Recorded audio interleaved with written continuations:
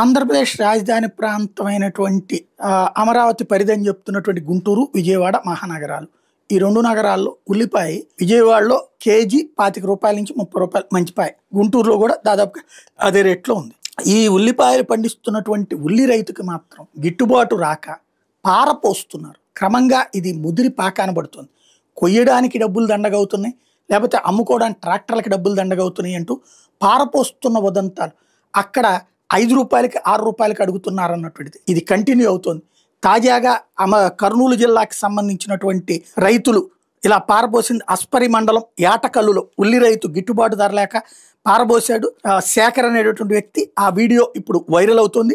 2 ఎకరాలు ఉల్లి పంట సాగు చేస్తే ₹2,00,000 పెట్టుబడిగా పెట్టాను, కానీ గిట్టుబాటు ధర రాలేదు అంటూ వాటన్నిటి పారబోసినటువంటి ఉదంతం సంచలనం సృష్టిస్తోంది.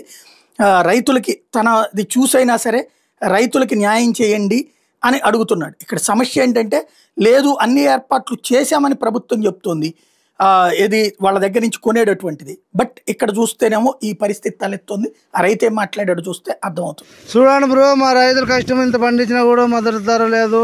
రైతుకు నష్టపోకుంటే ఎందుకు నష్టపోవాలి చూడండి. కర్నూలు జిల్లా ఆస్పేరు మండలం యాటకల్ గ్రామం. నా పేరు శేఖర్. 2 ఎకరాలు ఉల్లి వేసినాను.